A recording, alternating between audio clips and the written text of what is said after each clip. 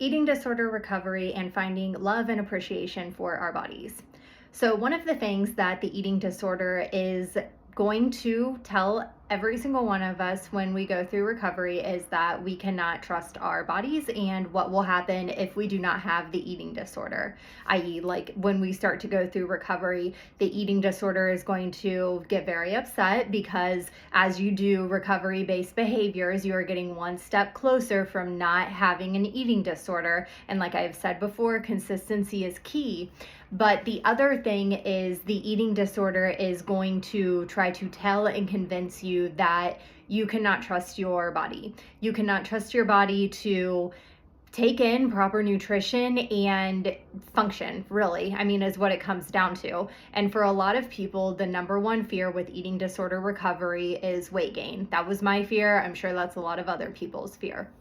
So the eating disorder tells us all these horrific things that we are going to just hate our bodies and our bodies aren't going to be able to function for us.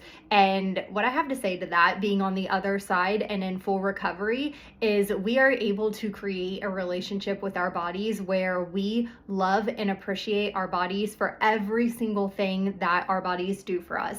I created a self-love meditation. It's the first video that I posted to YouTube. So if you're interested in meditating and forming self-love and just enhancing that aspect, the relationship that you have with yourself and really honing in on love for your body, check out that video. Like I said, it's the first one that I posted to my YouTube channel. Our bodies are always going to be changing no matter what. I mean, as we continue to go through every year of life, our bodies are going to be changing. And I'm not saying that's for the bad, and I'm not saying that's for the best, right? Like our bodies are just changing. It's what they do. Our bodies also love to be in a state of homeostasis. Our bodies are very intelligent and they know what they're doing. They know how to be in a state of health. And as long as we are assisting our bodies with proper nourishment and sleep, our bodies are going to rebound and respect that, and they're going to stay in a state of homeostasis. Now, when I say proper nourishment, right? Okay, you cannot have an eating disorder and be properly nourishing your body. It's not how it works. So we have to get into full recovery.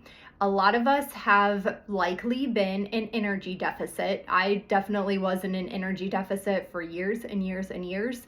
And the thought of getting to a place where I was just completely normal was so unbelievable to me. I definitely did not think that could ever happen, and it has. And then you go through recovery, you form new neural pathways, you end up being in your new recovered state, and the things that the eating disorder used to like and make you pay attention to, it doesn't exist anymore. You get to be fully recovered and not have ties to that. There's no agony throughout your day or no like eating disorder thoughts going through your mind. You just get to literally be you. You are separated and you are free from the eating disorder.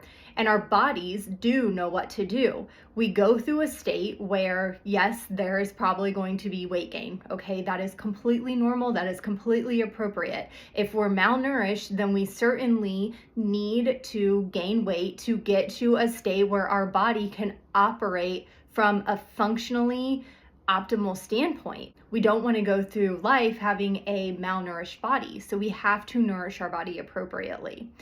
And I was so afraid of what could happen, right? The eating disorder told me all of these horrible things. And you know what happened? I ended up falling in love with my body and being so appreciative of everything that it does for me. And to take it a step further, to fall in love with actually me, who I am, how I look, how I present, the way that I take care of myself.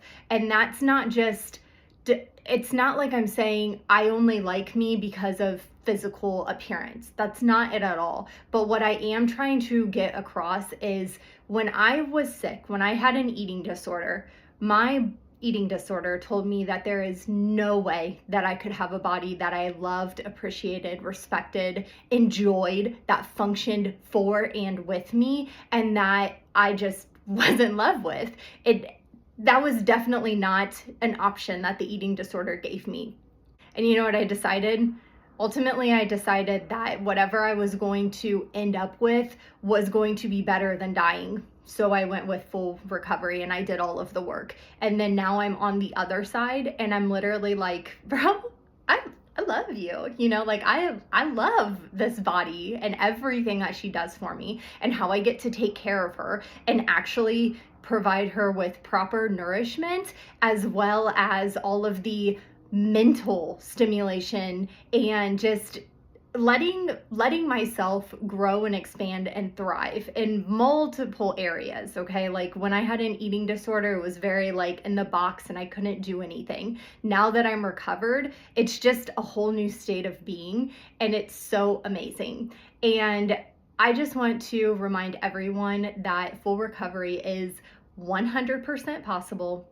We can totally get to the place where we are 100% separated from the eating disorder and what it had previously told us, all of its thoughts, all of its demands, all of its routines, all of that. We can 100% separate from that and create the relationship with ourselves where we are our number one, right? Eating disorder is enemy number one, and we are our number one, our own best friend, our teammate, the love of our life. And we get to be in a state where we have love and appreciation and just tremendous amount of gratitude for everything that our body allows us to do. If you like this video, give it a thumbs up, go ahead and share it. My contact information is on my YouTube channel. And if you are interested in coaching, just send me an email and we can get the process started with a complimentary discovery call. Have a great day.